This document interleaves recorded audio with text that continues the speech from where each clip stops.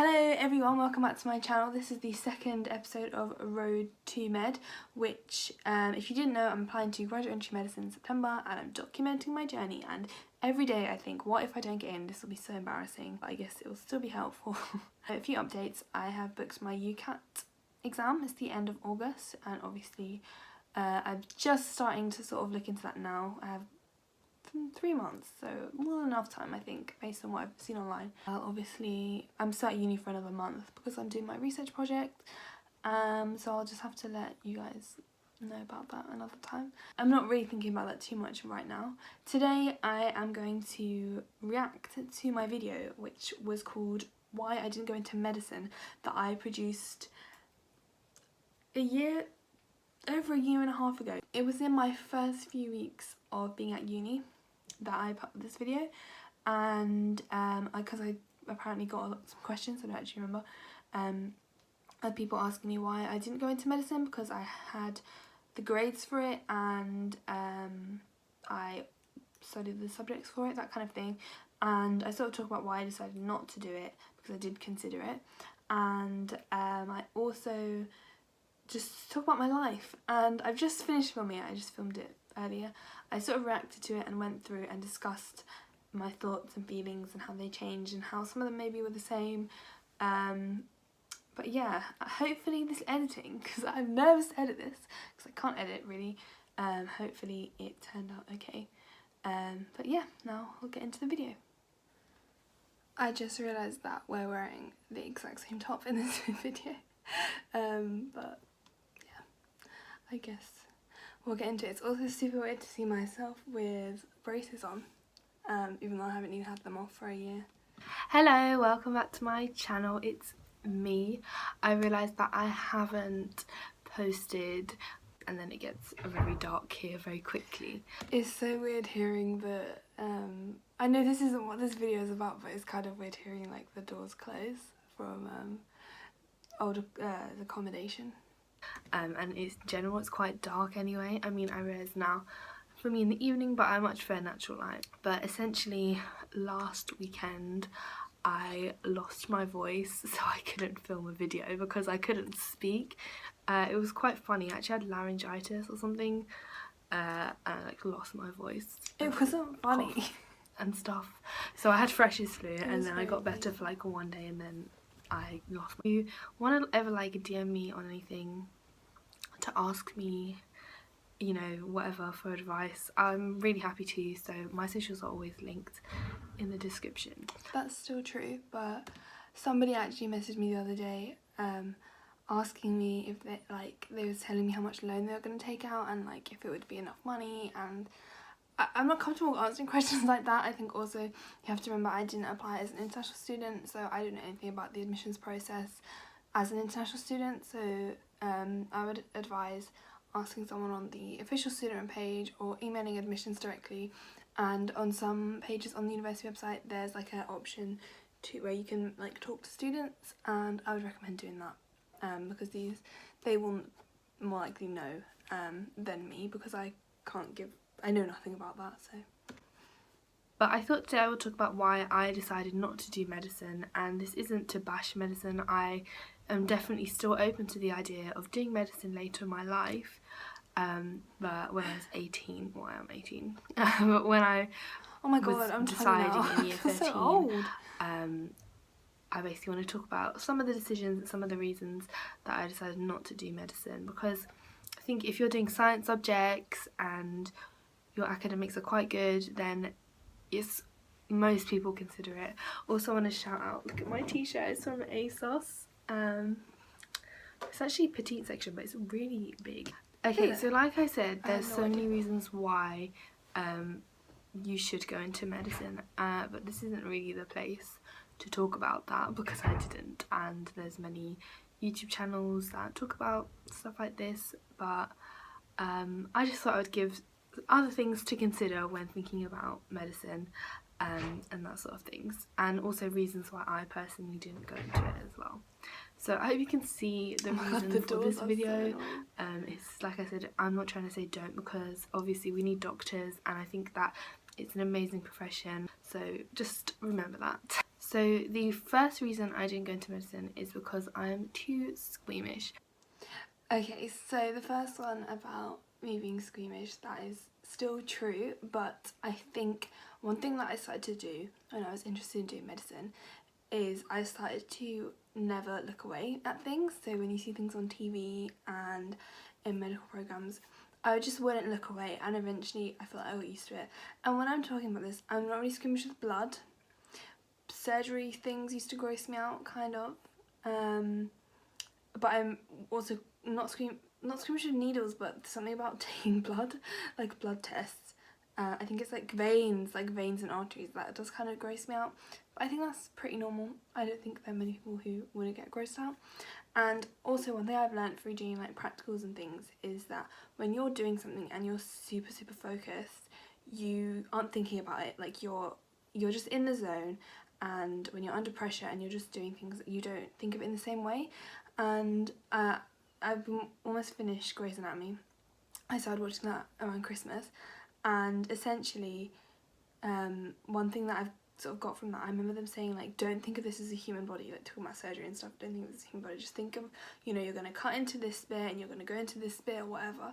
And I feel like that is true, and I know that if I did get into medical school that I will definitely be really nervous, but I feel like I'm at a point in my life where being nervous, knowing that I'm going to be nervous, doesn't make me nervous, if that makes sense. Like I used to get really anxious about being anxious later down the line, like before something that was gonna make me anxious, whereas now knowing that I have things coming up in my life which, okay, the day before I'm gonna be anxious, I don't care, it doesn't bother me anymore, which is kind of weird. So yeah, I don't know. I think basically what I'm trying to say is I think I'll hopefully be fine, and I feel like I'm a lot better than... I watch a lot of programs like Ambulance, 999 on the front line, 24 hours in A&E, things like that. I really love programs like that, but I am really squeamish and I find it very difficult to look at things. I get grossed out easily. I get grossed out taking the bins out, to be honest. Like I'm a really squeamish person, and people do say like you do get over it, but one thing I absolutely cannot deal with is vomit. Yes, so I do still have a phobia of vomit, but this is me speaking like coming out of therapy like, I don't know, 2 months ago? When was this? In October, like literally a month ago. Probably a few weeks ago I'd had my last therapy session. So if any of you didn't know, I've sprinkled this in videos, bits and bobs, but I've never really spoken about it properly. But since I'm about 11 I've had a phobia of vomit, and I don't really want to, like, I can't bother to explain it basically, but you can go and look it up, and a phobia is quite different to being scared of heights or being scared of spiders. It really does control your life, and you know that if you have a phobia, it comes along with a lot of anxiety, a lot of depression, a lot of OCD, a lot of habits, and it really like manifests itself. And then over the years, like I got so much better, and then I sat my A-levels and I completely had a mental breakdown, and I couldn't leave the house without having a panic attack. And at the time I thought that was very separate to the vomit thing. I just thought, why is this happening to me? I have such bad anxiety. And then I very luckily got onto NHS therapy. It was started off as CBT, but if you know anything about psychology, it became systematic desensitization, because my therapist basically felt, and I agree obviously, that all my anxiety, depression, OCD, every issue in my life pretty much came down to this phobia of vomit. I had to make like a hierarchy of things that scared me, and then I had to do the things on the list, starting from the bottom. So the bottom one was like going on the tube, and like eating in front of other people, and the top one was like going on a plane. And these are all things that I've done now, and I very recently, a few months ago, went clubbing, and that was high up on my list. And I'm in second year, so most people go in freshers week, do you know what I mean? So it took me a really long time to get the courage and the confidence to do these things. And me speaking here, I didn't know that I would be able to do these things, because most of these things I did when I was at uni, and that's why I feel like a graduate entry program is perfect for someone like me, and also perfect for a lot of people, because it's hard to know, it's hard to be confident and to know until you leave home and you put yourself in these situations and you have like full autonomy of your life. And you know, coming to university and doing all of these things makes me feel like, okay, I still feel like I'll have a bit of a panic attack if I see someone throw up in front of me, but I know it will be okay and I know I can deal with it. And if anything, how else am I fully going to get over this phobia if I don't put myself in one of the... obviously I'm not doing medicine just to help my phobia, but I just think like I'll be able to deal with it, and I know that I'll be very nervous and I know I'll be very anxious, but like I said, that doesn't worry me anymore to be nervous. So and basically that was such a massive thing that essentially that is why I didn't apply to medicine. There's all these reasons, but that was the main one. And I think, you know, it's such a smaller part of my life now, even though it does manifest itself in me every single day. It's such a smaller part that I can't prevent that from letting me go when my reasons to go are so much greater, if that makes sense. Sorry, I've rambled a lot. I'll speak less. Second reason is that it's very hard to get into medicine. So. Okay, this is still true, but I think the difference when you apply when you're 18 is like you only have that option if you decide to do it, if that makes sense. Like, you apply for your 4 places and you spend all your time in sixth form like trying to prepare yourself, and then you apply to your one other option. Whereas it's like, well, I'm in university, you know what I mean, there isn't the same pressure to go that you would have when you're 18, because it's like you have to go to uni. So it's like, if I don't get in, I can do something else, I can get another job, hopefully, you know what I mean, there's so many options, I can do a master's, blah blah blah. So if I haven't mentioned this in my last video, I can't remember, if I don't get in, I'm either going to apply straight into a teaching programme, either teach first or get into teaching, which I do actually randomly have quite a lot of experience with that kind of stuff, just through like my jobs and my experience I've had. Or I'll take a year out, try and get a full-time job in either like a pharmacy or get some really good work experience and then apply again. But I'll have to see how I feel when it comes to the end of the uni, and I have a feeling that I probably will be like, no, I want a job in September, and then just apply. But I do think that I would really be happy as a teacher as well. I had to basically decide, do I want to be a teacher or do I want to be a doctor? And obviously one is a bit easier to get into than the other, and I decided to go for medicine. But I can also talk about rejection, I think in another video, maybe. You need to get really high grades. It's very competitive, you have to go... One thing that's different about applying as a graduate is the grades is important, but not as important, because nearly every place, I think other than Birmingham, they want a 2-1, which I think is what most people are aiming for in their degree anyway, at least a 2-1. So Birmingham, I think, wants a first. So it's like it's something I'm trying to achieve anyway, without the pressure. So there isn't that same academic pressure, I don't think. Just the same pressure that was always there. There's not the added pressure. It's very competitive, you have to go through interviews, you have to do the UK CAT, you have to do the BMAT for some places. I'm only applying to places that do the UCAT, as it's now called, because realistically I don't have enough time to... Like, my tutor said to me when I was discussing this, the most important thing is getting the result in your degree. So, because she knows someone who got offers from universities to get into medical school and then got a 2-2 and so he couldn't go. So I don't think, considering I also have to do a dissertation to write over the summer and all these various things that are important to me, I don't think I'll be able to do multiple tests, and maybe if I did take a year out, that would be something I could reconsider.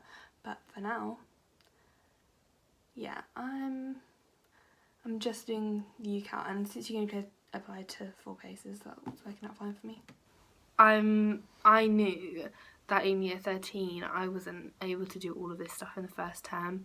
If you've seen my video about like my A-level D6 experience, I talk about how like in start of year 13 was just really bad for me and I didn't have a good start at all.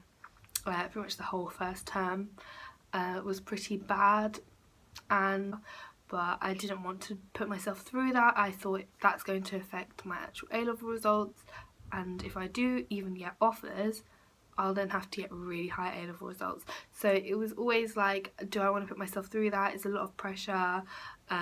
It's very difficult like to get in. I also didn't really want to be on a course where I would feel like it's not competitive, but I would always feel a bit like, are these people smarter than me? And in general, that's one of the reasons why I didn't apply to Oxbridge, because I just feel like it would make me feel very insecure. Obviously that is not going to apply to everyone, and it's not really a valid reason to like not apply to.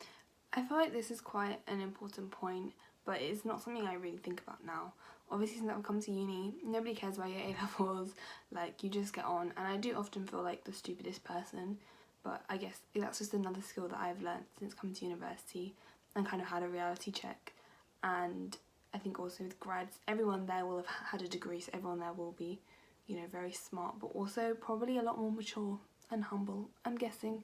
I don't know, but I think like that just isn't something that really I have even thought about. I don't really care if everyone's smarter than me. I just want to pass.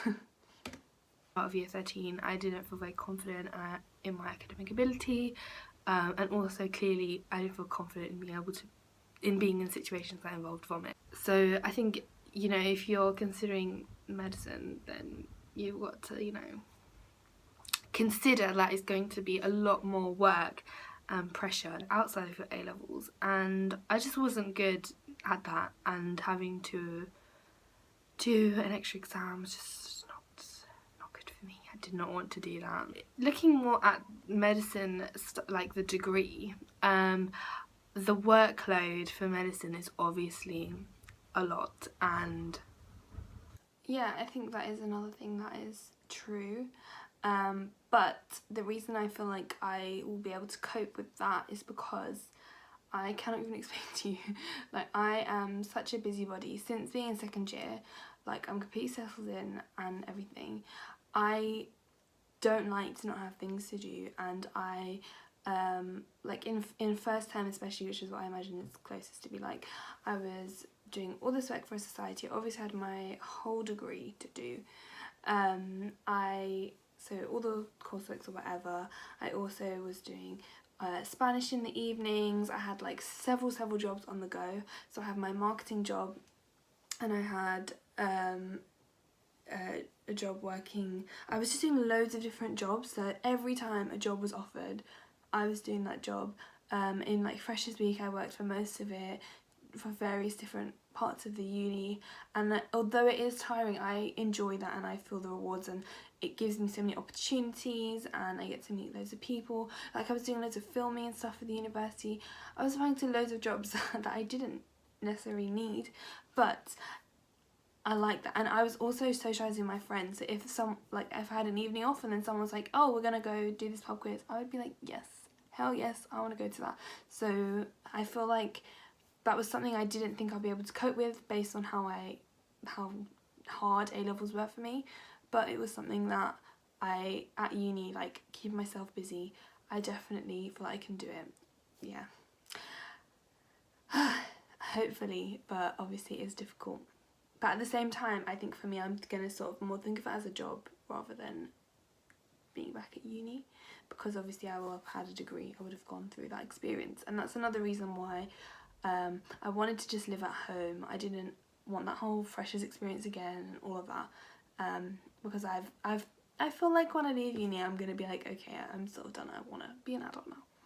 it is for a lot of degrees, to be fair, but the idea that you're studying for so many years, I think it's 13 years before you actually would like specialise and become a consultant, or not a consultant, but like it would take that long for me to become a psychiatrist, is just ridiculous. And I, even like now, I, for example, didn't apply for a master's. I don't think I'm going to want to do 4 years at university. Again, since I now sort of see it as a career rather than a degree, that doesn't really bother me, because you imagine that you're going to have a career for the rest of your life. Like, if I went to teaching, I imagine that would be for like 40 years or something ridiculous. So again, that doesn't bother me, and I think I have a better understanding of the process, and I'm applying to courses where you get patient contact almost like as soon as possible in the process and stuff like that. And I feel like you do start to kind of have a weird combination of working and studying, I think, in medicine. It's my understanding of it. So yeah, like I said, that isn't something that bothers me at all. I am so lost in what I want to do, and that's really committing to a really long NHS and then issues with the government. One thing I forgot to mention is also I had no work experience, and like you need... Okay, the thing about work experience is still super true, and I think it is extremely unfair, because if you know, I don't know anyone like in the healthcare industry at all. Like, I know no one who's a doctor, I know no one who does anything in the NHS or anywhere. So it is difficult, but I think when you're at school and you have those rigid hours, it's quite hard as well to get volunteering experience, like to find things like that. Whereas obviously at uni, when I have more flexible hours and things, it's been slightly easier, but at the same time, often a lot of work experience programs I found are only for school children, so I can't obviously apply to them, which is weird actually. Now I'm thinking that I'm not a school child anymore, but whatever. But it's just that I've made a decision a lot earlier, so I've had a lot more time, and I'm still like finding time to apply for work experience, and I'm still finding it constantly all the time, looking for stuff that I can do. At the end of the day, research it yourself, because there are so many benefits. And if it was easier, I would definitely have done medicine, but it's very long and it's difficult to get in, and I'm scared of vomit. So like, do you know what I mean? If it is a really like worthwhile thing to do, I would love to be able to help people and have all this patient contact, and I would love to be involved in like sort of research side of medicine as well, and all those things. And I'm studying biomedicine, like biomedicine modules, and I'm really enjoying it.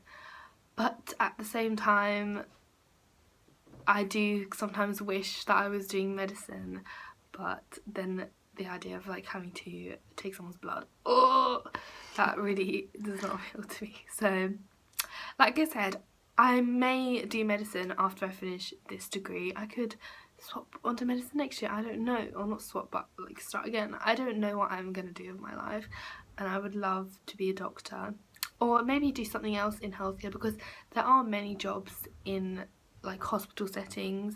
Like for example, you could be a mental health nurse or a therapist, so looking at like mental.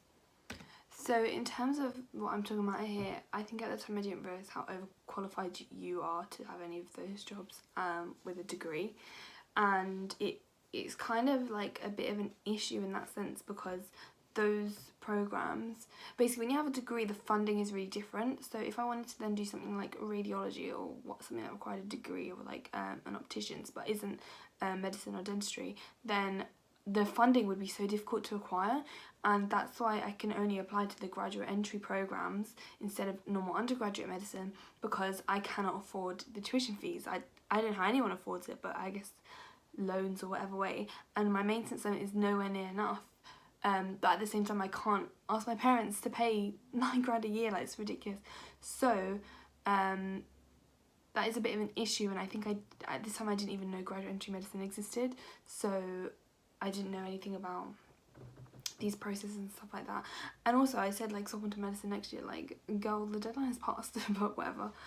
The point is that it seems like there's a lot of options, but realistically if you have a degree in biological sciences, then you'd be doing a lot of jobs that you'd be overqualified for. So yeah, I don't know. And like mental health, you can be a radiologist, or I don't know all the special terms, but it could be a nurse. Like there's so many things you can do working in a healthcare setting that aren't a doctor. And all of these things cost opticians, money. Dentist. I mean, dentistry is kind of, you have to go through the same process as medicine, but being an optician, for example. But I think I would just really love to work in a hospital. But like I said, medicine, I don't know. Again, let me know what you think, if there's anyone doing medicine watching this. How is it? Some of my friends are doing medicine actually, and yeah, it doesn't seem too bad right now, but there is a lot of like anatomy and stuff you have to learn. But yeah, let me know what you think. Why would you do medicine? Why wouldn't you do medicine? Please leave video suggestions. Okay, I'm gonna stop there. So I hope that you have enjoyed this video and has answered some of your questions about why things have changed and my views are different, and I think so much of it is about confidence that I did not used to have, that I now feel that I do have. And please feel free to ask more questions. And yeah, I think in the next video I am going to do a Q&A about medicine and also Lancaster Uni if you're interested in that, although I might save that for a potential collab that I might be doing with someone. But yeah, the best thing would be to follow me on Instagram or leave a comment in the comments here, and then you can get in touch. But I hope that you enjoyed this video, and I will see you next time. Bye!